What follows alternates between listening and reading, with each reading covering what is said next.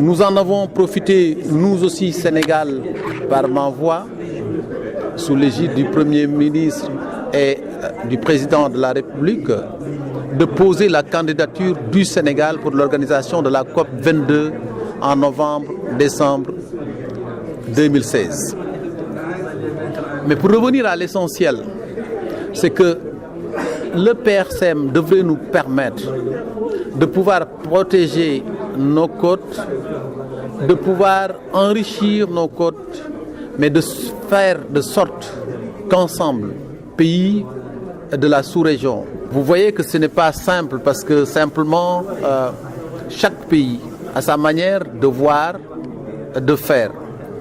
En ce qui nous concerne, nous Sénégalais, nous avons une loi sur le littoral qui est aujourd'hui sur la table du secrétariat général du gouvernement et qui devrait être bientôt examinée en Conseil des ministres, transmis au niveau de l'Assemblée.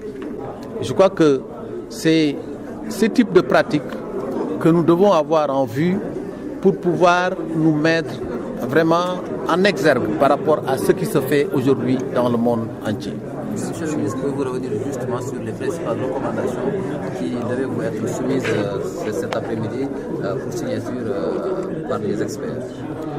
La recommandation, c'est surtout la recommandation 1, parce qu'il demandait à ce que l'organe soit mis en place pour évaluer, pour suivre, mais surtout pour contrôler.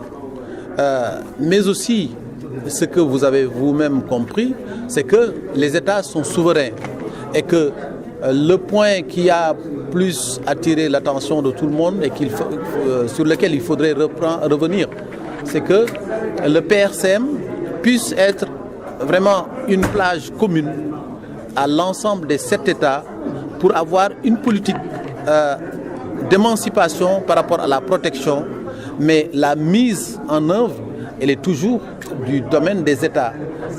C'est vrai, quelque part, les experts en ont parlé, c'est la recherche donc des financements innovants, mais je crois que là aussi, on laissera toujours aux États de pouvoir disposer de démarches nationales qui leur permettra chacun de pouvoir aller vers les partenaires financiers, décrocher ce qu'il faut, mais qu'ensemble, par rapport à la mise en œuvre des politiques, nous puissions nous concerter pour avoir au moins une plage commune.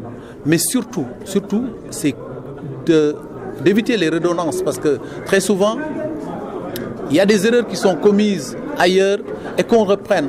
C'est-à-dire la concertation va nous permettre de ne pas perdre du temps, mais d'aller juste vers l'essentiel. Un des termes également, c'était le maintien et surtout la promotion de la paix au niveau de la sous-région. En quoi justement la concertation peut-elle être un levier pour maintenir justement cette paix au niveau sous-régional?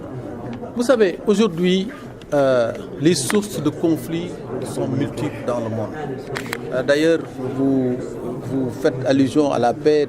Il y a l'Élysée qui va organiser donc quelques journées sur la paix et la sécurité en Afrique. Mais nous avons, nous Africains, la responsabilité de pouvoir nous concerter sur cela. Parce que nous tendons tous au développement économique et social. Nous voulons tous mettre nos États sur les rampes de l'émergence. Mais sans paix, sans sécurité, mais on ne peut jamais arriver à ces objectifs. Et pour l'atteinte de ces objectifs-là, il nous faut aujourd'hui des plans d'action, il nous faut aujourd'hui des stratégies. Tous ces plans d'action, ces stratégies, nous ne pouvons les construire que dans la paix, dans la sérénité. Donc c'est la raison pour laquelle chaque fois que nous nous réunissons, nous parlons de paix, nous parlons de sécurité.